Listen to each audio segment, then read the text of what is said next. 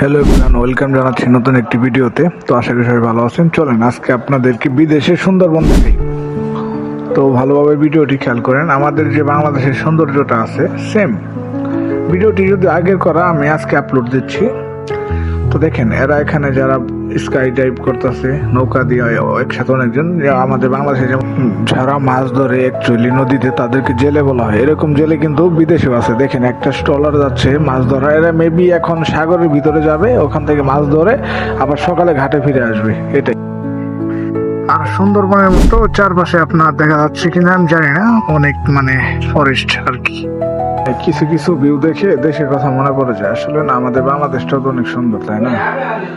তো যারা এতক্ষণ নৌকা চালাইলো তারা মোটামুটি এখন পারে এসে পড়ছে, আর নৌকা উপরে উঠায় তারা চলে যাবে আর কি।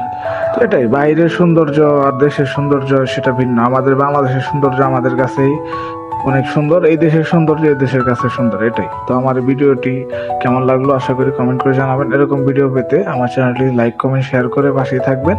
আর আপনার একটি লাইক একটি কমেন্ট আমার ভিডিও করার উৎসাহ দেয়।